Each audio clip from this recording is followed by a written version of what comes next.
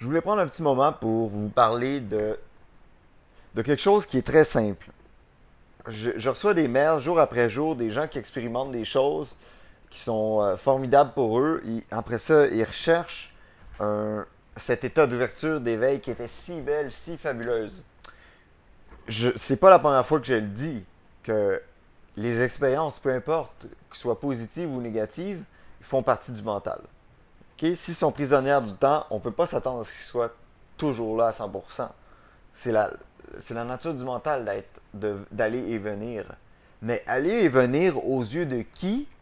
Ça, c'est la grande question. Aux yeux de qui est-ce que tout ce monde-là va et vient? Aux yeux de qui cet univers se ferme et puis devient inactif quand on rentre dans le sommeil profond?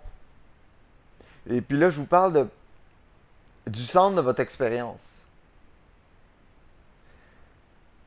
Qui est, à qui apparaît tout ça? N'est-ce pas si cette perception-là est antérieure et perçoit tout ce qui va et vient, n'est-elle pas elle-même la source de la stabilité dans l'expérience? Et puis, en vérité, c'est la seule simple raison pourquoi vous pouvez percevoir qu'il n'y a pas d'expérience en sommeil profond, c'est parce que vous êtes antérieur et plus subtil que l'expérience elle-même. Donc, quand être cette faculté centrale qui perçoit, cette faculté-là, il faut vraiment y jeter un coup d'œil parce que dans, c'est tellement ordinaire, mais pourtant c'est extraordinaire. C'est la chose la plus ordinaire et pourtant c'est la partie la plus divine que vous pourrez jamais trouver dans l'univers. C'est la chose la plus qui passe aux yeux du mental inaperçue. Pourquoi? Parce que le mental, il n'y a pas de capacité de percevoir. Être, ce que vous êtes maintenant, là, être, on est d'un moment à l'autre.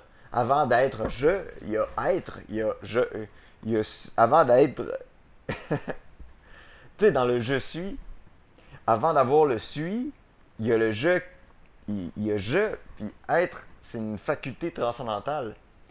Puis c'est transcendantal, le mental ne peut pas la sentir, les doigts ne peuvent pas la percevoir, l'odorat ne peut pas la percevoir, les yeux de chair ne peuvent pas la percevoir.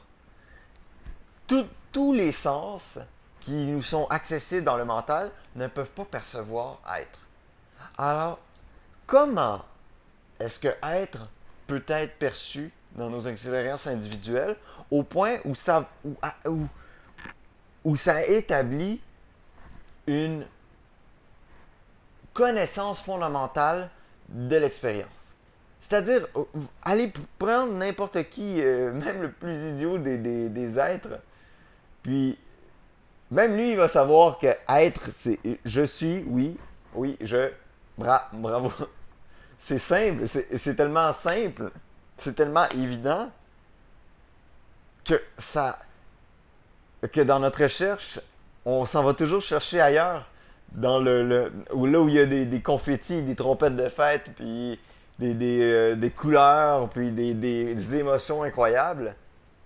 On s'en va toujours chercher plus loin, alors que c'est à la maison qu'on a laissé la partie divine. On est comme des poissons qui cherchent l'eau. Puis, et donc, cette faculté-là qui est être, qui est capable de percevoir toutes les formes devant laquelle tous les objets du mental vont et viennent, toutes les expériences du mental vont et viennent, même le temps et l'espace vont et viennent devant cette perception-là, ben c'est une perception transcendantale. C'est comme l'amour, c'est comme la beauté. Tout ça, c'est des choses qui ne sont pas perceptibles par le mental. C'est seulement par la partie qui est transcendantale par lesquelles on peut expérimenter ces choses-là qui ont tant d'importance pour nous. Donc voilà, je voulais juste parler un petit peu là-dessus, puis vous renvoyer vers vous-même, puis aller inspecter qu'est-ce qui se passe ici parce qu'il n'y a rien d'ordinaire là-dedans. Là.